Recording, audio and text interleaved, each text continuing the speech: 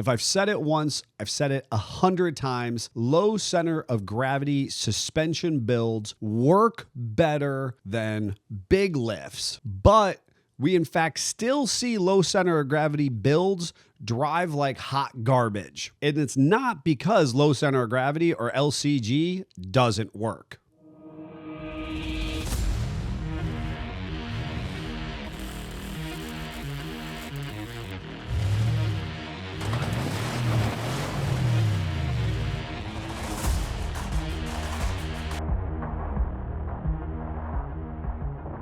Hey Jeep family, my name is Neil with SFJ4x4.com, Simpson Family Jeeps, and we are a real world Jeep specific service facility, and we are authentically 4x4 enthusiasts. And so while this video is specifically going to be geared towards our experience and professional knowledge in the Jeep industry, it also extends to all 4x4s and many decades of personal enthusiasm, understanding what the off-road community has said about big lifts and smaller lifts. While my bias absolutely says that low center of gravity or LCG builds are the way to go, that is based on the idea that the 70s to the 90s, we had these huge lifts with a max of about 44-inch tires. Now a 42 to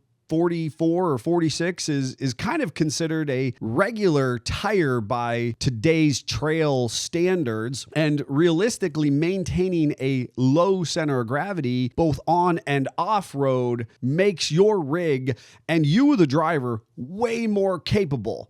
But there are a number of big mistakes that people commonly make trying to take shortcuts or not really understanding how their suspension and their rig should operate on and off road. Mistake numero uno: just because your rig is low does not mean that the suspension is set up properly. Now, in an ideal world, low center of gravity is pretty much 3 or less inches in your suspension. This conversation becomes highly relative to the vehicle model that we're specifically talking about, the axle size, and then obviously the tire size that you're intending to run.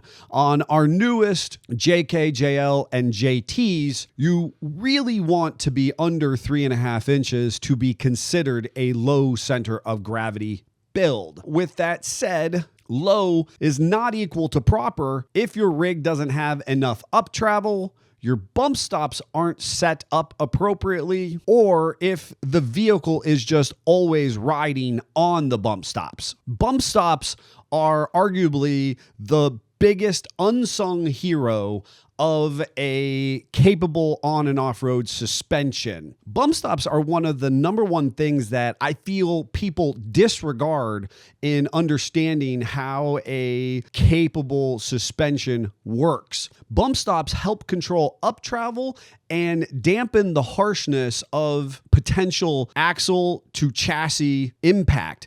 Additionally, they can save your fenders and your flares from contacting oversized tires in articulated situations. So understanding quality bump stop tuning, kind of finding that perfect ratio of just enough bump to spare your vehicle from significant impact on up travel, to making sure that there's not so much bump stop that you're constantly riding harsh on the bumps, is the balancing act that comes specifically with LCG builds. Mistake number 2, wrong wheel offsets. Now this one is again about finding a middle ground. Too much positive wheel offset and those oversized massive tires are going to be sucked into the chassis, creating more contact and obstacles during the steering cycle. Too much negative offset and there's going to be an increase in scrub radius and therefore significant wear and tear on all of your consumable components in the front suspension and steering system. The vast majority of us who are truck and 4x4 and off-road enthusiasts can conceptualize this stanced out look that I used to kind of refer to as kind of a bulldog look. And for the most part, I find that the bell curve of consumers appreciate that aesthetic. Right now, it is a commanding part of the truck scene to have these fat and wide wheels and tires protruding from the fenders and a nominal amount of lift so that the truck looks like it's driving down the road wide and stanced. This actually has a practical purpose when it comes to a low center of gravity build, because we need additional offset to help the overall diameter and width of that oversized rubber to not contact the vehicle during articulation and turning. The challenge about finding that sweet spot is the conversation surrounding scrub radius. Scrub radius is the ratio of the center line of the wheel tire combination in relationship to the KPI, which is the kingpin indicator plane, which is this imaginary line at which the steering system relies on to pivot both left and right. Simply put, when that ratio or relationship is too broad, excess wear and tear will take place on all of the vital wear components of the steer axles and arguably make the driving experience less desirable. Now, we could unpack further this kind of heavy conversation about how historically there's a whole bunch of people that talks about big wide tires and how much wear and tear, and it's going to wear out all the front end components faster. And that's one of those conversations, again, of just because you can doesn't mean you should. Our encouragement is about finding the balance between offset, steering angles, and component wear. This might be something that can only be done longitudinally as you continue to own the vehicle and make tweaks and corrections as you see fit. But an industry pattern that I feel I'm at liberty to share with you is that about 5 to 10 years ago, aggressive negative offsets on 9 and 10-inch wheels were arguably more commonplace than they are today. In imperial terms, that basically translated to a 3 or 3.5 inch backspace versus kind of the industry standard 4.5 that we've known and loved for about 30 years. By comparison, stock 4x4 wheel offsets typically fall within the 5.5 to roughly 7-inch backspace. And so you can see just in a kind of a rough correlation that if your stock engineered backspacing is somewhere between 5 and 7 inches and our aggressive backspacing 5 to 10 years ago was around 3.5 inches of backspacing, that we put a lot of additional stress on those consumable components in our off-road rigs. However, by current industry trends, finding a wheel in that 3.5 to 4 inch backspace range has increasingly become more difficult. And I assume that that has more to do with the wider axles of the JL and JT platforms, specifically the Rubicon and other wide track models, and the fact that having such an aggressive offset or backspace is no longer necessary for these LCG builds. Now, I understand that that got pretty technical and hopefully you're still with me, but the big takeaway is you have to find the balance between positive and negative offsets when choosing your wheel for your appropriate LCG build. Mistake number 3, buying tires before making mods. Now, I stand before you and I admit that 16-year-old Neil purchased absolutely massive oversized tires for my Jeep long before I had installed any lift kit or performed any performance upgrades on my suspension or steering. I admit I was looking for the cool factor. Tires and wheels create immediate gratification. You could take an absolute piece of trash rust bucket and install some cool tires and wheels on it, and it immediately looks 10 times better. I was in pursuit of that experience, that I wanted the wow factor of seeing it set up like all the other big monster trucks of the time. Once again, just because I could didn't mean that I should. And those tires and wheels sat in the back corner of our barn for a really long time until I had actually mustered up enough funds and volition to create the rest of the modifications. Big tires on stock axles is oftentimes a recipe for disaster. Low center of gravity builds are about building the vehicle in such a manner that all of the systems work harmoniously at the least amount of lift height. Meaning, if you put massive oversized tires on a weak front or rear axle, you're asking for problems. Just because your suspension now is able to maintain contact throughout its path of travel and you're not contacting aspects of the body, the added weight and stress of the oversized tire wheel combination will now transfer to the weakest link that inevitably are your axle components if you've not taken time to address them appropriately. While I'm not here to on any one axle or another, there's plenty of keyboard warriors who will tell you which axles are good and which axles are trash. Honestly, it has a lot to do with your driving style and then how good your system is as a whole. And at this point in time, I've seen enough failures to tell you that realistically, if you're a YJ to TJ owner, you might want to consider upgrading one or both of them with a number of aftermarket alternatives or additional components to strengthen known weak areas that have been revealed with decades of experience. With that said, I know a number of modern day Jeepers with built robust Dana 44s, think Rubicon JL and JTs, who are comfortably and confidently running 37s to 40s based on the terrain that they're covering and their driving styles. It can be done.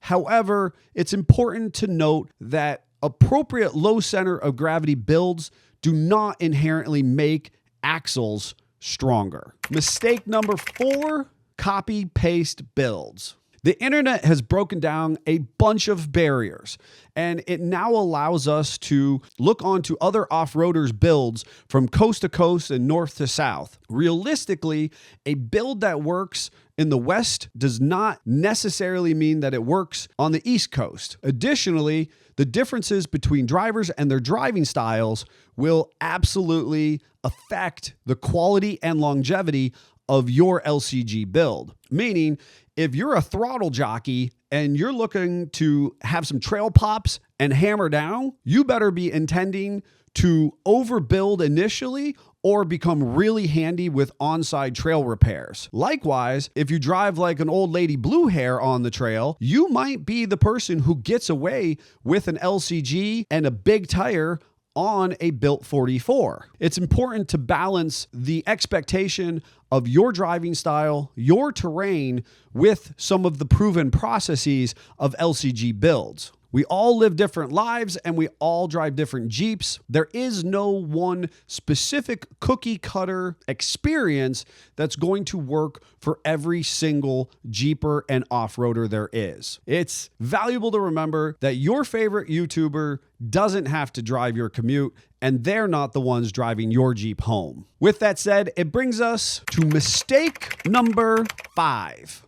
Don't forget, you still have to drive this rig home and live with it at the end of the day. While I personally have an affinity for driving rough and rugged pieces of junk, not everybody wants my experience with their Jeep. While professionally, I can suspend my own personal "we die like men" mentality and encourage people to reflect upon their specific expectations. Important sidebar, we always ask you how you're going to use your Jeep first and foremost when we consult professionally before starting a build. Trail-only setups and daily driven rigs don't always jive within your given budget or time frame for your build. Again, depending entirely on how you intend to use the rig will dictate this final piece of not messing up an LCG build. While the vast majority of people want the balancing act of being able to drive from trailhead to trailhead and then be as capable as possible off-road, there is always sacrifice or balance that has to be considered. You can make a vehicle more off-road capable for more affordable if you're not worried about how it handles for your daily commute. Additionally, if your biggest priority is being able to do a highway-inspired daily commute, the likelihood is it's going to be harder to make your Jeep as off-road capable for a given budget. Now, I understand the concept of benchtop building and all the people of the internet who have all the answers, but realistically, the rest of us are constrained to a given budget, a given starting platform or model vehicle to initiate our build with, and a general timeline from which we start to when we would like to use our Jeep. And so those intangibles do affect this conversation about the fact that I may have to potentially drive this vehicle home and I'm the one who has to live with it, either repair it myself or pay for repairs to be done post on or off-road experience. While keeping that in mind, the bell curve of off-road enthusiasts tend to get this middle-of-the-road experience where the Jeep is maybe not a perfect Ferrari on the highway and it's not a dedicated rock bouncer in its off-road capacity, but instead it's the best of both worlds, maybe a Swiss Army knife experience. So keep in mind what your priorities are and build in that direction. A low center of gravity mindset and initial build expectation will get you the closest to that Swiss Army knife experience, but only if it's done right. While a number of these mistakes feel a little common sense, there are reasons why they are specific to an LCG build. Low center of gravity vehicles have less parameters to work within. That means the tolerances are tighter and can be screwed up easier. You or your local shop might not understand the nuances of the relationship of steering geometries, suspension travel, body to tire clearance, and arguably longevity of the parts you're consuming. Fine-tuning matters in this process. A quality LCG build is not necessarily about speed to market or trail. Quality aftermarket suspension manufacturers are not often the first companies to market for the latest and greatest Jeeps. They take their time. They do research and development. There might be compound bends in their control arms and reinforcements in their steering geometry. The objective is to build components that will last in these more sensitive installation processes. Everything matters more. Choosing the right tire wheel combinations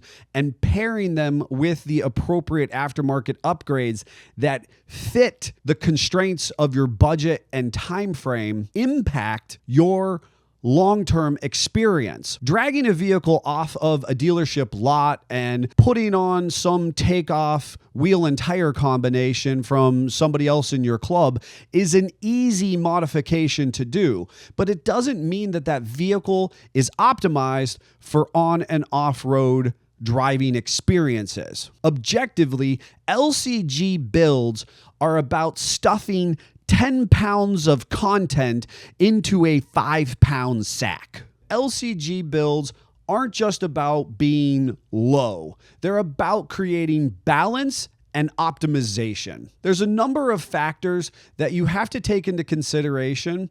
And again, for a more experienced off-roader, it might feel like common sense.